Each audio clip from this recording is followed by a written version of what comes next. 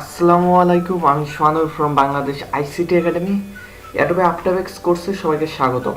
আজ আমরা যে বিষয়টা নিয়ে আলোচনা করবো সেটা হলো ইজি ইজ, অর্থাৎ আমাদের অ্যানিমেশনে আমরা কিভাবে ইজি ইজ ব্যবহার করে আমাদের অ্যানিমেশনটাকে স্মুথ করতে পারি। অর্থাৎ আমাদের দেখা যাচ্ছে আমরা প্রথমের দিকে একটু অ্যানিমেশন ফাস্ট করব, লাস্টের দিকে একটু বেশি স্লো হবে, কিংবা প্রথমে স্লো হবে লাস্টের দিকে ফাস্ট হবে। এটাই আমাদের হলো ইজি ইজ। এটা আমরা কীভাবে কি ফ্রেমে অ্যাপ্লাই করতে পারি এ সম্পর্কে আজ আলোচনা করব। আমি এখানে একটা টেক্সট নিয়েছি, তোমরা দেখতে পাচ্ছ।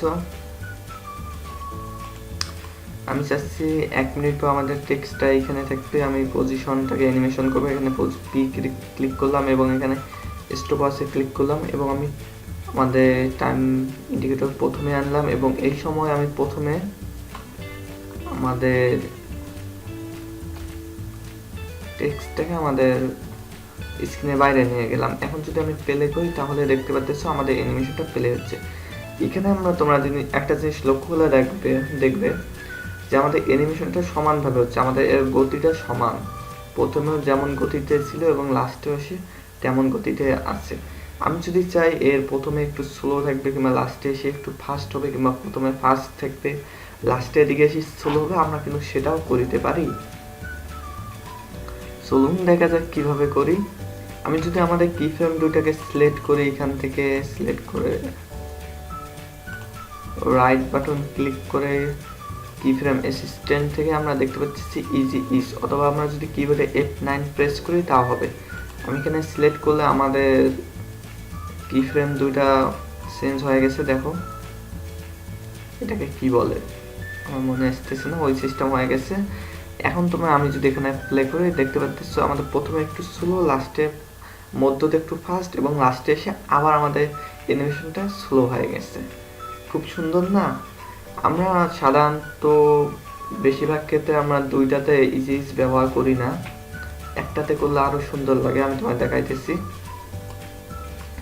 আমি যদি কন্ট্রোল প্রেস করে একটা কি ফ্রেমে সিলেক্ট করি তাহলে আমাদের এখানে দুইটা সিলেক্ট ছিল।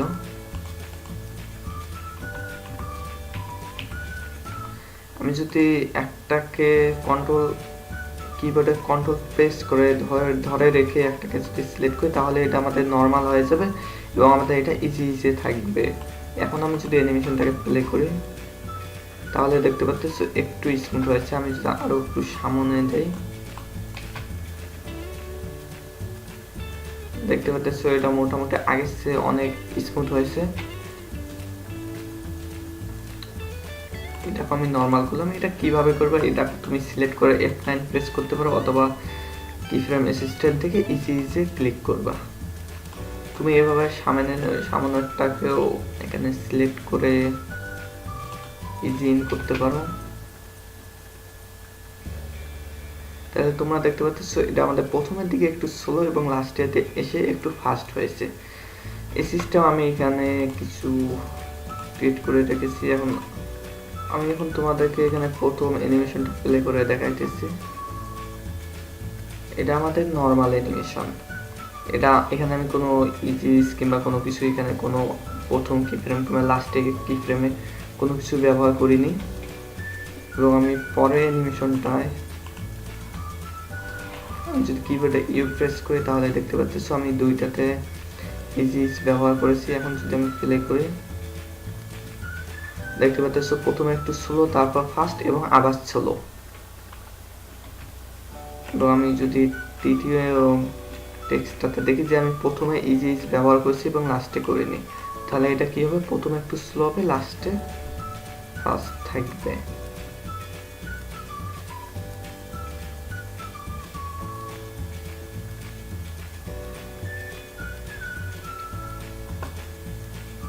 সরি, আমি এটাই আনভিজিবল ছিল তাই তো বলি। এখন আমি যদি এটাকে প্লে করি তাহলে দেখতে পাচ্ছি এটা আমাদের প্রথমে দিকে স্লো এবং লাস্টে এটা জোরে আসতেছে। এবং আমি বোঝার জন্য দুইটাকে সিলেক্ট করে এখানে রাইট বাটন ক্লিক কে ফ্রেম রেজিস্ট্যান্ট থেকে এটা আমি রিভার্স করলাম।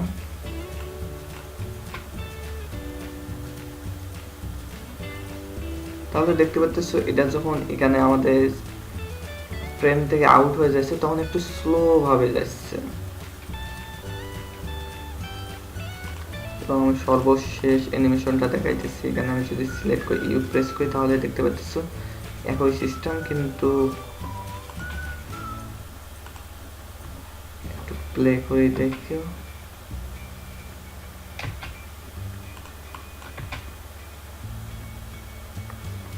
আমাদের এটা লাস্টে এসে একটু স্লো হয়েছে।